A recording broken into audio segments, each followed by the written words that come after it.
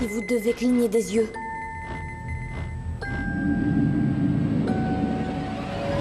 Faites-le maintenant.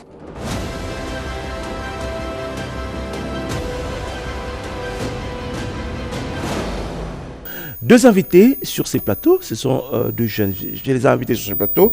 Avec eux, on va justement essayer de réfléchir.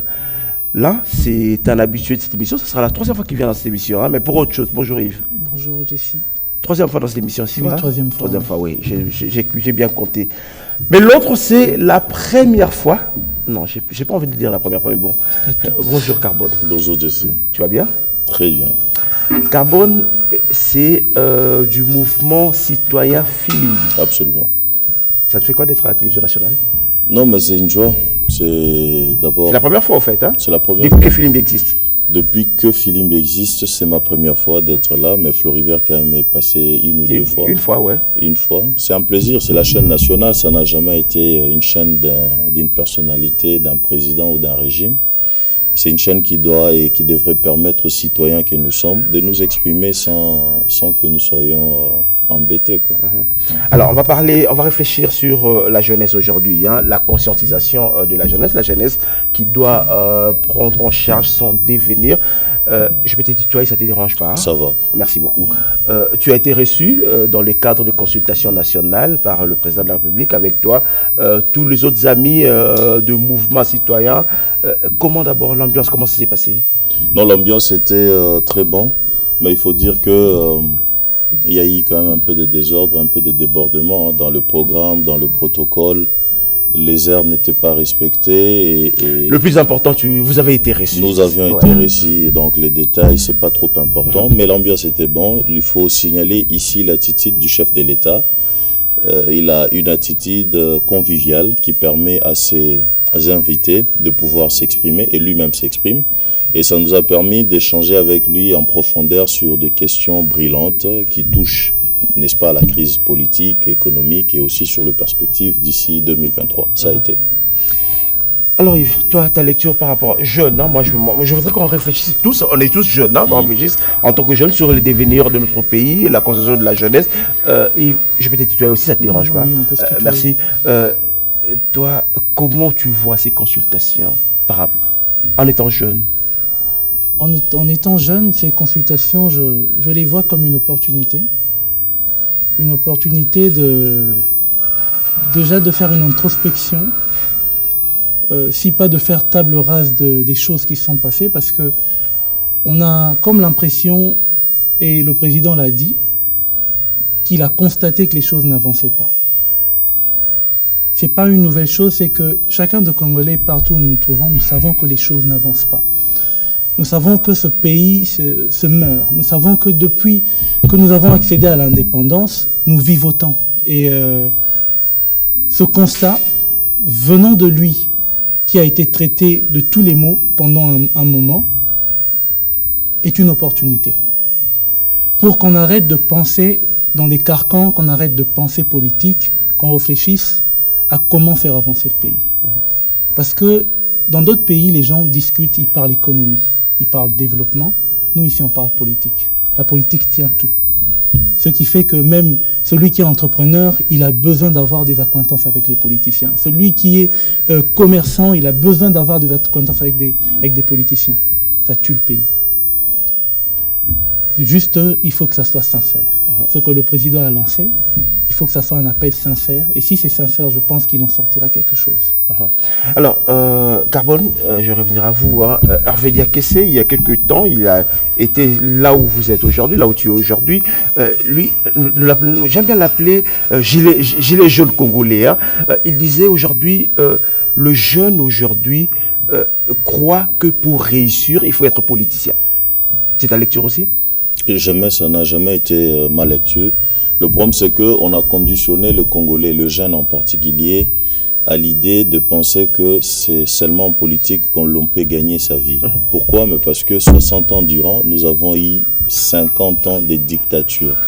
Il faut dire que le Congo a 60 ans depuis qu'il est pays indépendant, Mais 32 ans ont été maintenus par un pouvoir, un régime dictatorial. 18 ans de Kabila, ça fait 50 ans. Si vous ajoutez 3 ans de Mouzé, c'est 53 ans. Pendant 53 ans, qu'est-ce que nous avons fait du Congo? Et nous avons donné un modèle de l'homme politique qui s'accaparait de tous les biens, pour qui le richesse de l'État appartenait à sa famille biologique et politique. C'est le cas du impère, tout le mouvancien. Quand on est mouvancien, on est intouchable. Quand on est mouvancien, on est riche. Quand on est mouvancien, on a une parcelle à Gombe, à ma campagne. Et ça a totalement détruit les jeunes de l'époque. Vous savez, aujourd'hui, quand on parle de la jeunesse, on a tendance à penser que la jeunesse a commencé aujourd'hui. Pas du tout. En 1980, ceux qui étaient nés en 60 avaient 20 ans. En 1980, ils avaient 20 ans. Ils étaient des jeunes. Ils avaient quel modèle politique? Ils avaient quel modèle de gestion du pays? En 1980, un gars, notre papa qui a aujourd'hui 60 ans, en 80, c'était un jeune de 20 ans.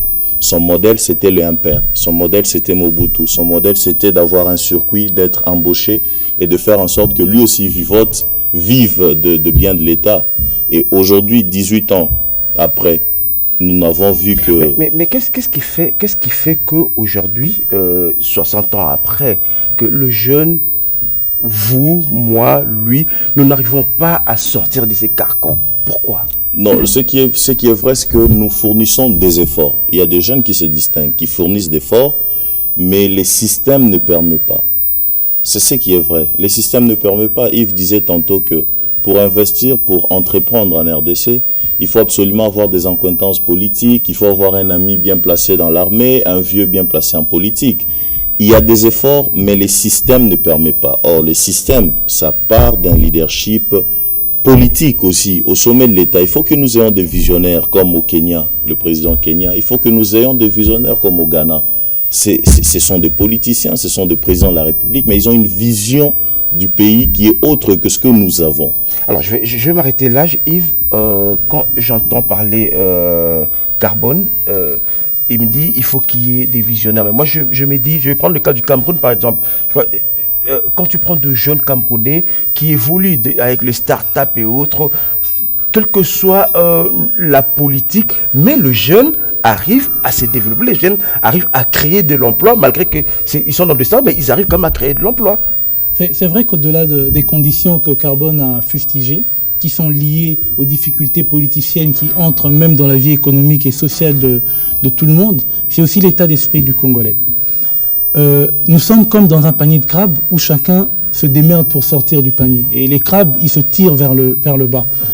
La semaine dernière, nous avons organisé un forum, un atelier, dans lequel nous avons choisi des thèmes liés à la jeunesse, emploi, accès à l'éducation, accès au logement. Donc il y avait une dizaine de thèmes et les gens se sont mis en atelier pour réfléchir, cogiter et sortir des solutions. Mais tout ce qui se dégage, c'est que nous allons en ordre dispersé. Soit les autres utilisent les autres comme tremplin pour accéder à quelque chose, et lorsqu'ils y accèdent, c'est d'abord sortir du train-train de tous les jours, donc devenir à l'aise dans son positionnement de vie. Mais nous n'avons pas, nous sommes 60% de jeunes, plus ou moins 65%, mais nous ne nous battons pas ensemble. Nous ne savons pas ce que nous voulons et nous ne voulons pas la même chose. Les Congolais, ils ont du mal à se mettre ensemble. Lorsqu'ils se mettent ensemble, les autres soupçonnent déjà. On est ensemble parce que lui, il veut tirer ceci. On est ensemble. Et pourtant, même dans la pyramide de Maslow, le besoin le plus élémentaire dans ce pays ne sont pas encore atteints. Kolia est déjà difficile pour les Congolais. Kotambola, Kobimana Tongo, tu te demandes, Nanda Kubana Barolianine. C'est ça le problème basique. Quand on a faim, on réfléchit différemment. Le jour où on va résorber nos problèmes, il y a Banzala. Le problème économique, le panier de la ménagère, comme le panier, c'est ce jour-là que la politique aura une autre vision. Que les gens se diront, je peux réussir ma vie sans être député. Je peux réussir ma vie sans être ministre. Il faut déjà commencer par ça. Donc je pense qu'il y a un double problème. Il y a un problème de la situation telle qu'elle est. On est étouffé par la politique, parce que les gens ne pensent que politique. Il y a un deuxième problème, c'est que nous ne savons pas être force de proposition en étant ensemble. Voilà, Ramon, quand Yves dit nous ne savons pas être force de proposition en étant ensemble, ça n'a rien à voir de politique, ça c'est dans le mental du jeune Congolais. Vous savez, quand on dit politique, il faut peut-être qu'on puisse circonscrire cette expression et les contextes dans lesquels nous l'employons. La politique englobe tout. La politique englobe tout. La loi sur la sous-traitance, c'est la politique. Aménager les systèmes économiques, c'est la politique. Le code minier, c'est la politique. C'est la politique. Et au niveau de la politique, parce que la politique, c'est le niveau où se gère le pays. Et le pays se gère là à travers des politiques, par exemple, économiques, dans le secteur agricole, de l'investissement, de tout le secteur de la vie publique et de notre pays. Et c'est là qu'il y a le problème. Et le vrai problème, c'est l'homme. Je vous dis, Yves dit ce qui est totalement vrai. Les gens peuvent se réunir, les gens se réunissent. Il y a des jeunes, des jeunes Congolais, entrepreneurs, des élites de ces pays qui essayent. On ne dit pas qu'on n'essaye pas. Il y a des gens à féliciter. Pascal Kaniki, qui a été d'ailleurs soutenu par le chef de l'État. Vous avez certains jeunes miniers qui, j'étais à Lubumbashi, j'ai fait 1 mois. Il y a une semaine que je suis à Kin pour les consultations notamment. J'ai rencontré des jeunes, quand on dit jeunes, c'est entre 25 et 40 ans maximum, 45 ans, qui sortent du lot. Mais le problème, c'est que l'environnement ne permet pas. Et là, il faut changer l'homme. Il y a un travail à faire vraiment sur les personnes qui deviennent nos dirigeants, qui prennent des responsabilités au niveau des Sénats, de l'Assemblée nationale, des assemblées provinciales. C'est là qu'il y a un problème. Tant qu'on aura un système où tout le monde qui va en politique a pour objectif les gains personnels, l'intérêt du ventre, c'est un problème. Vous savez que nous sommes le premier pays au monde où pour 500 sièges, nous avons eu 20 000 candidats. 500 sièges, 20 000 candidats. C'est anormal. Vous avez des footballeurs qui sont candidats, des comédiens qui sont candidats, des hommes d'affaires qui sont candidats. Mais il faut arrêter de taper sur la table. Excusez-moi. Voilà. Excusez-moi. Donc, tout ça, c'est un problème. Donc, il faut redéfinir les choses. Et pour ça, il faut un vrai leadership politique au sommet. Et un vrai leadership politique au niveau de la base. Il faudrait que le jeune, là où je paraphrase, je soutiens Yves, c'est que il faudrait que l'élite s'engage véritablement.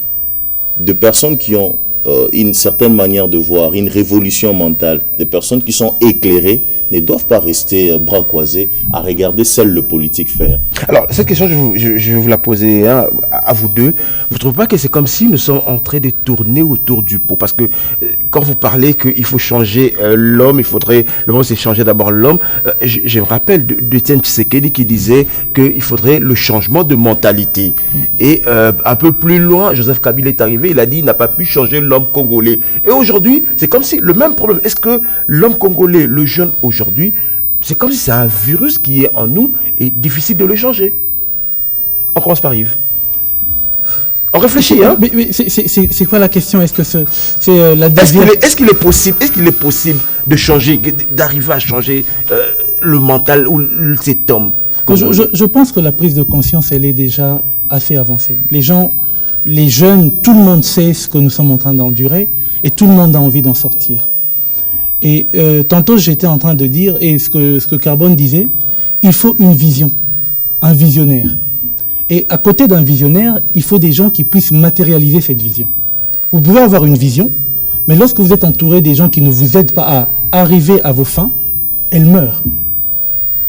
Je lisais un livre qui, dans la Bible, livre de Néhémie 2, chapitre 17, où à un moment donné, Néhémie se rend compte, il dit Jérusalem est en ruine. Il dit, mettons-nous ensemble, reconstruisons, rebâtissons la ville. Il y a l'intérêt général qui compte aujourd'hui. On a fait 50 ans, comme le dit Carbone, à marquer le pied, sinon à regresser. Mais pourquoi on ne réfléchit pas? On arrête de réfléchir les intérêts politiciens. Ceux qui devaient s'enrichir, ils se sont enrichis. On a même dit qu'on fera table rase, on ne va pas calculer ceux qu'ils ont pris. On les laisse tranquilles. Mais qu'ils nous laissent aussi tranquilles. Mais ceux qui ne sont pas enrichis viennent aussi pour s'enrichir. Mais non. En fait, c'est un cercle vicieux. Voilà. Ça peut être un cercle vicieux. Mais il faut, comme on dit, quand il y a une vision, il faut l'accompagner. Il faut peut-être des mesures coercitives qui empêchent aux gens, qui disent aux gens, dorénavant, parce que le dorénavant, c'est à eux de fixer le cap. Un truc bête. On dit que sur une chaussée, ceux qui roulent à droite, ils vont à droite, ceux qui roulent à gauche, ils vont à gauche. Mais les premiers à violer ça, C'est des gens qui pensent qu'ils sont au-dessus de la loi. Pourquoi on arrive en retard aux émissions? Parce qu'il y a un monsieur avec des gyrophares qui se permet d'aller dans une autre bande, chose qui est moralement incorrecte. Je me demande la personne qui se met dans ce véhicule, qui voit que ses troupes sont en train d'aller dans un sens contraire, qu'est-ce que cette personne se dit dans sa tête? Mais c'est une autorité de l'État. Donc il y a un problème. Et le problème, il est basique. Des gens comme ça, ce n'est pas des gens qui ont leur place d'être. Les Congolais intelligents, souciés du pays, qui veulent avancer, ils n'en manquent pas.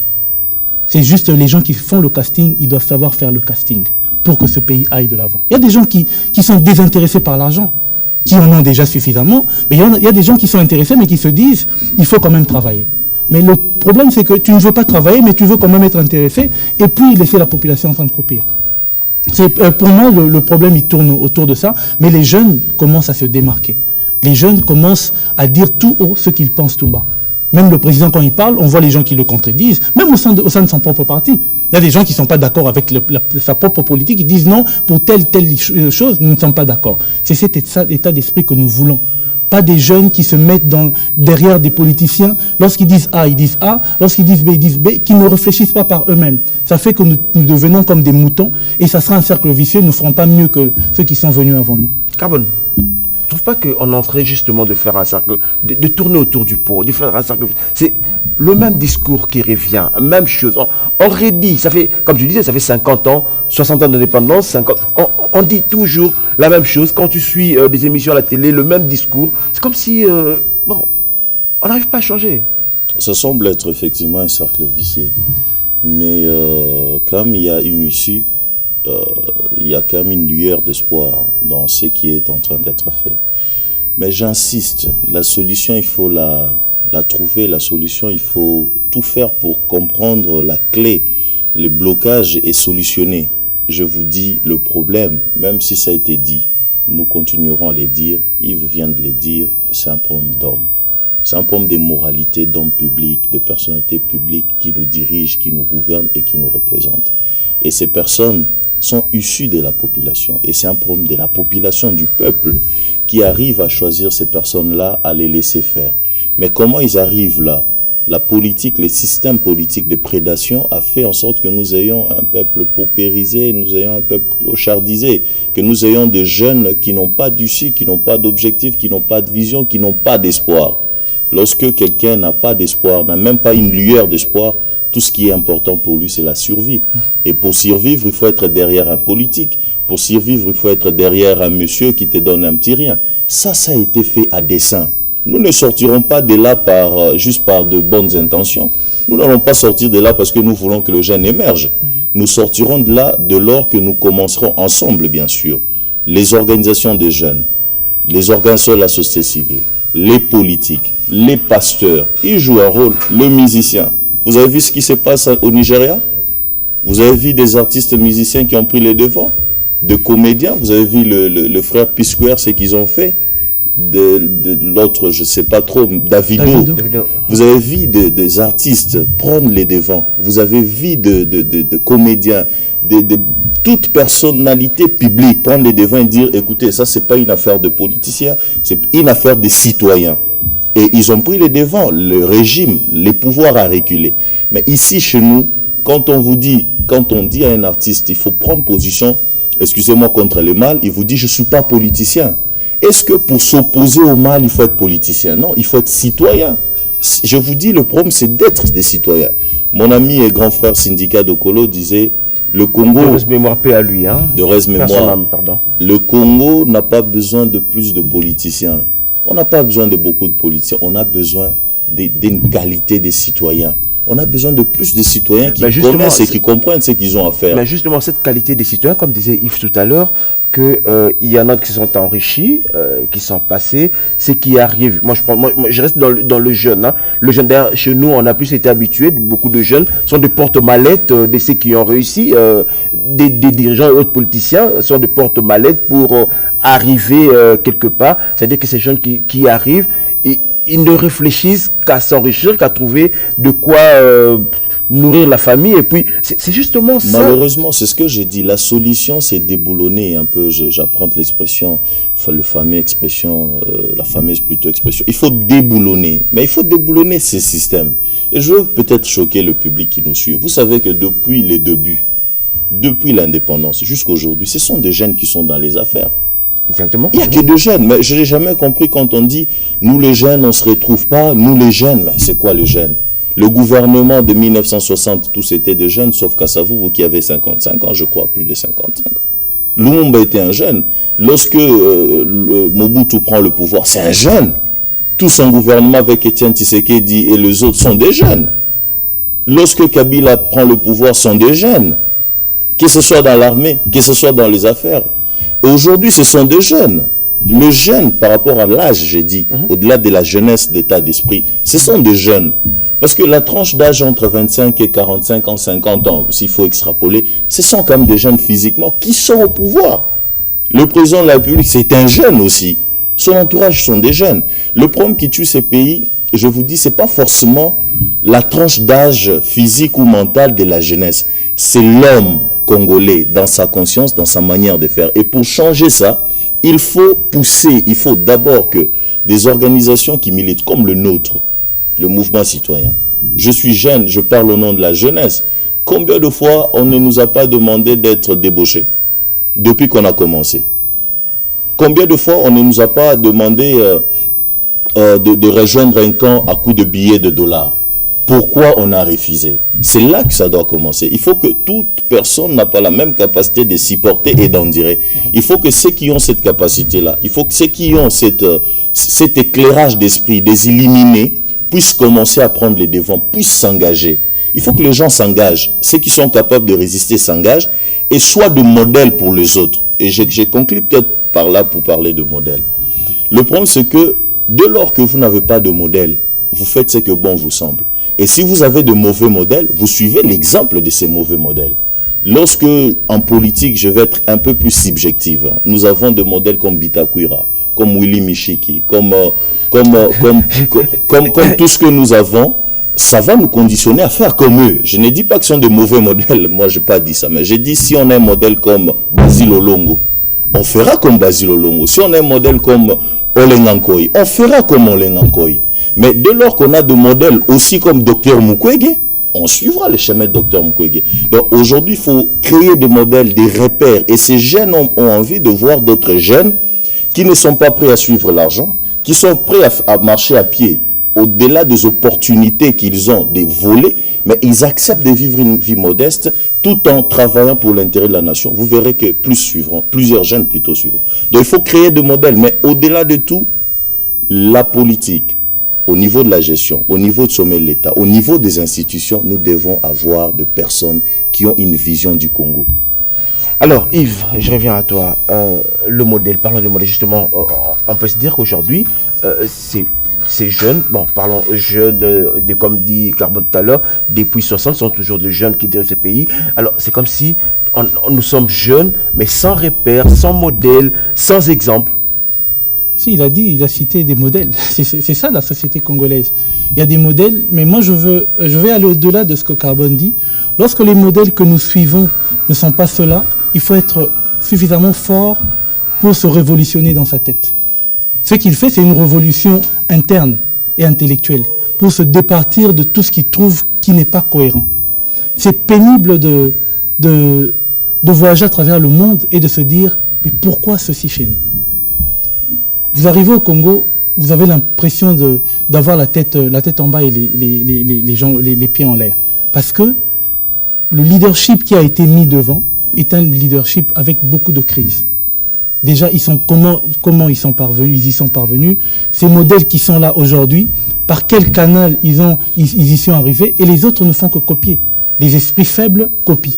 Et les esprits forts se révolutionnent. Mais malheureusement ou heureusement aujourd'hui, on peut encore avoir le courage de dire des choses sans avoir peur de sortir du studio Maman Ngebi et se faire interpeller.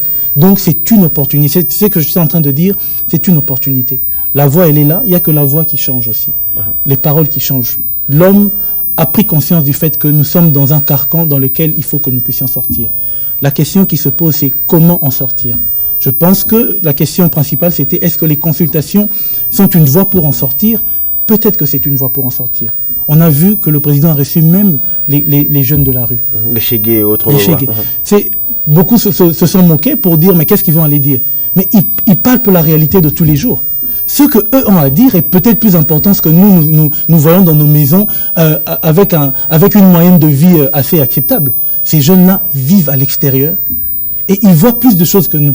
Mais le feedback de ce qu'ils ressentent et de ce qu'ils savent, c'est peut-être plus important que ce que nous avons. Mais vous allez voir qu'ils ont été marginalisés. On pense même que leur parole n'a pas d'importance. Et après ces consultations, ce qui va compter, ça sera les décisions qui seront prises, l'orientation qui sera donnée. Est-ce qu'on consulte avec un calendrier qui a déjà été prédéfini? Est-ce qu'on consulte pour tenir compte des feedbacks de la population afin de pouvoir agir de façon précise, comme une incision se fait lors d'une opération chirurgicale, dire qu'on a vu qu'il y a X, Y, Z problème, il faut qu'on agisse de telle façon pour pour que le président ne soit pas dispersé, pour qu'on n'ait pas des sauts de mouton bis dans sa prise de décision, dans les choses qui vont venir. Alors, Carbone, tu as eu la chance de participer à ces consultations. Tu as eu la chance avec ton mouvement citoyen Filimbi d'être consulté par le président de la République. Au-delà de la politique, qu'est-ce que vous lui avez dit, à part le côté politique, le côté social, vous lui avez dit quoi? Il vous a posé quelques questions, qu'est-ce que vous lui avez répondu? Raconte-nous un peu en quelques mots. En quelques mots, sans entrer plus dans les détails, je pense que nous avons expliqué au président que le problème du social de Congolais, c'est un blocage au niveau de la gestion du pays. Et aujourd'hui, il faudrait tout faire pour qu'au niveau de la gestion, parce que je vous dis, le problème du Congo, c'est sa gestion, c'est comment on les gère. Ça fait 53 ans qu'on les gère mal. Ça fait 60 ans d'indépendance et 53 ans de recul, je vous dis. Et je pense qu'il a été saisi pour ça. On lui a dit, le peuple souffre, le jeune souffre, il y a la misère, il y a l'insécurité, il y a tout le désastre économique. Et il faut essayer de faire quelque chose. Il faut essayer d'agir. Mais il a été clair avec nous. Il nous a dit, je l'ai dit ici, je vous ai appelé parce qu'il y a crise politique. Et tout ce que je peux faire est bloqué. Est bloqué dans ma coalition FCC Cash. Sur 65 ministres, c'est lui qui vous l'a dit. C'est le président, il a dit dans son discours qu'aucun engagement politique ne peut empiéter à mes prérogatives constitutionnelles. Et quand il nous a reçus, et quand il reçoit tout le monde, on vous remet son discours dans l'enveloppe pour que vous ayez une idée de ce qu'il avait dit. Donc il a insisté pour dire que la coalition FCC Cash bloque. Il a quand même 43 ministres FCC et 22 Cash. Qui n'arrive pas à faire grand-chose pour le social de Congolais, malheureusement. Et il a promis à ce qu'à l'issue de ces consultations, il va prendre en considération tout ce qui sera dit, afin de baliser la route vers un social un peu plus modeste. J'insiste, peut-être que les jeunes comprendront. Le problème du Congo, c'est la gestion. C'est comment on gère.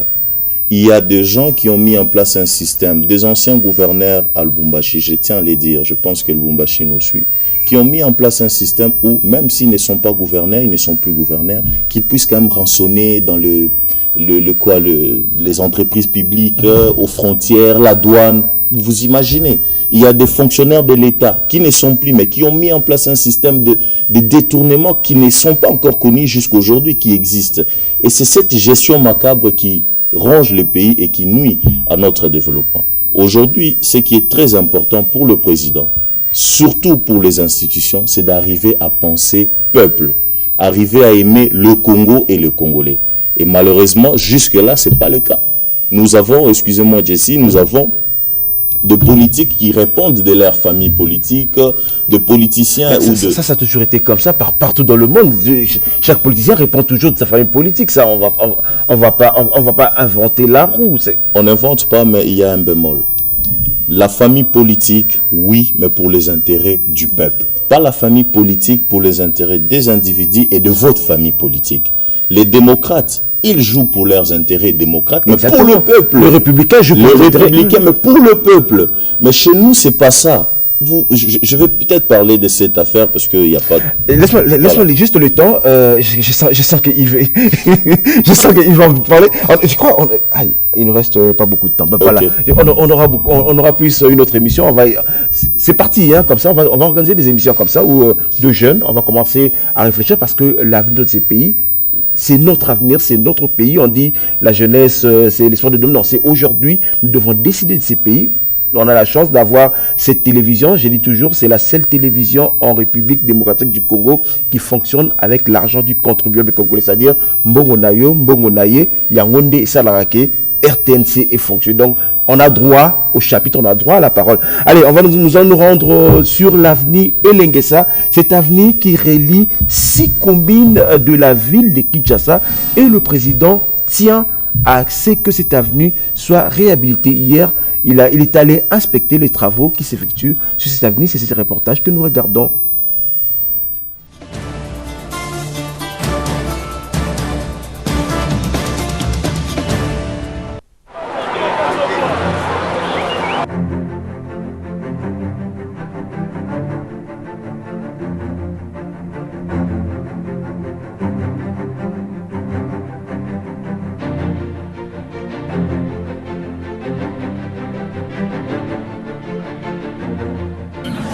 ndenge tonyokami na nzela oyo mutuka kuta basoda etindaka kuna na bapineti kana kaka mutu ya pamba likolo ya potopoto lotako tomoi papa ngobela te premier pas na modelo ya sali nzamba pambola ye.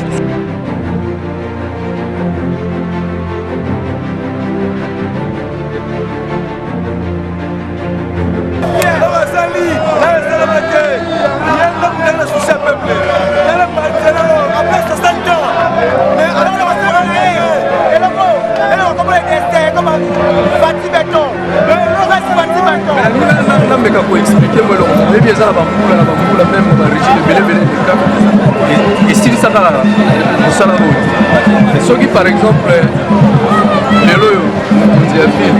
gentil a sali que comme on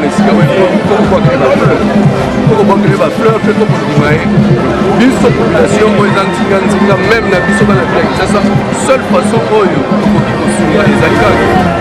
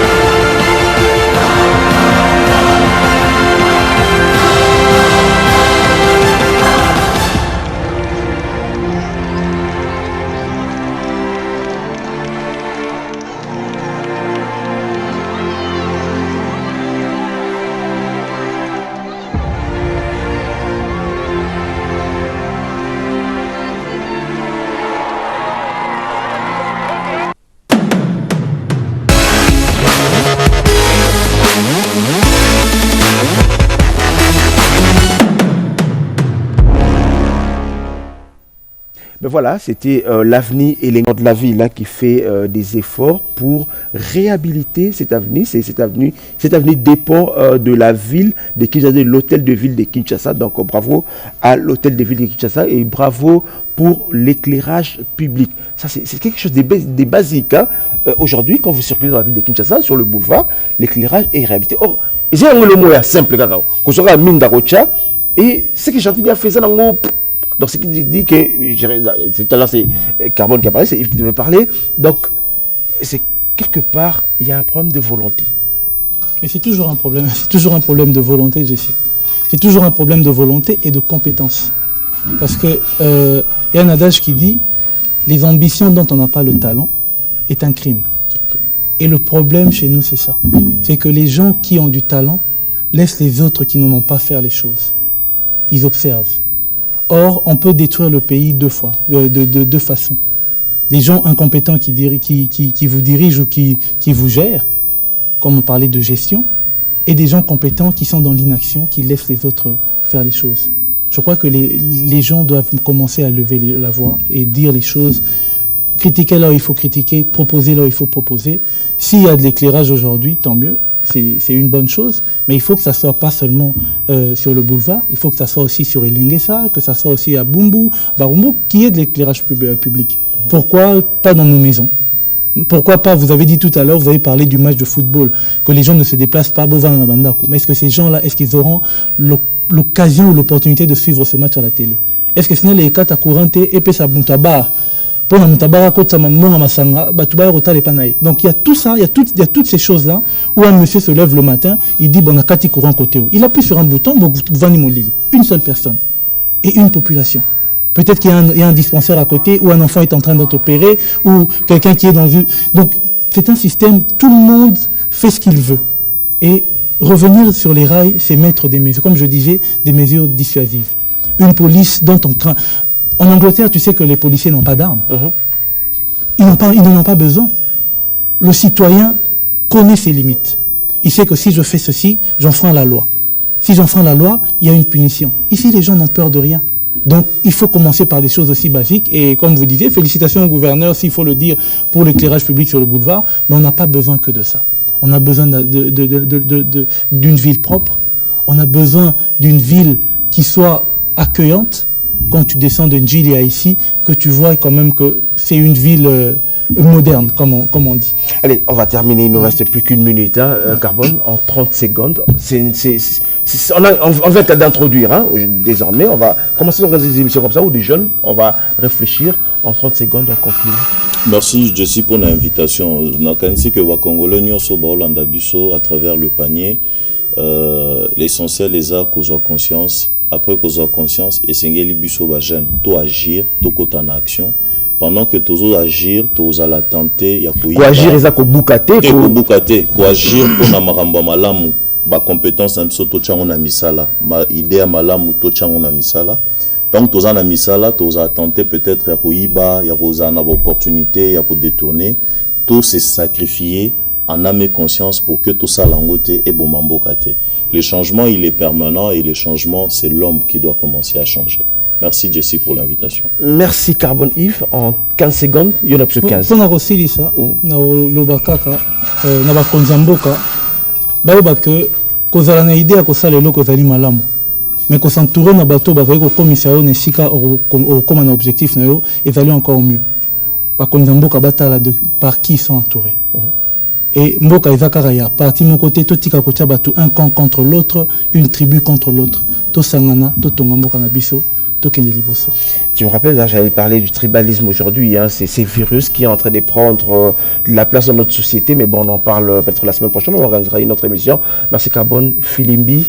C'est un plaisir de te recevoir sur ce plateau. Hein. Merci. On se sent révolutionnant, on se sent révolté, mais bon. On aura le temps, on est là. On aura le temps. Allez, merci. Yves, merci à toi. Merci, Jessie. Ton mouvement, c'est... on a fait les ateliers de la jeunesse congolaise, que nous réitérons chaque année. Nous allons partir dans le Bas-Congo et Colosie pour faire 2 ateliers là-bas aussi. Donc c'est en préparation. Allez, Philippe qui veut dire siffler. Mesdames et messieurs, merci à vous. Merci, Jesse. Merci. Je vous libère. Allez. Merci, Jesse. Bon, on va terminer cette émission avec Français de Congo Jules. On va souhaiter bon anniversaire très vite. Hein. Bon anniversaire à tous ceux qui sont nés aujourd'hui. Très très vite. Bon anniversaire à Princesse Fatouma. Bon anniversaire Princesse. Alain Bamouicho. Bon anniversaire Alain. Fabrice Bafakou. Bon anniversaire Fabrice. Qui d'autre?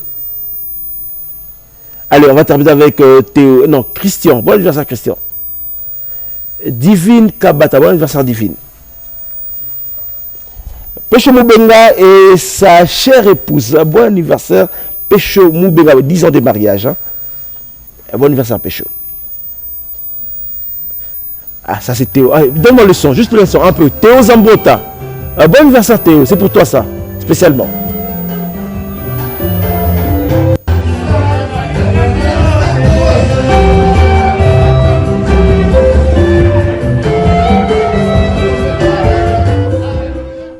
Ben voilà, c'était pour le plaisir de Théo Zambota qui fête également son anniversaire aujourd'hui. C'est Virginie qui nous vient le souhaiter. Et on va terminer avec ces reportages de Godard Motebon. Et non, la chanson du jour, après la chanson du jour. Et on finit, moi je vous retrouve samedi à 10h pour un autre numéro du panier.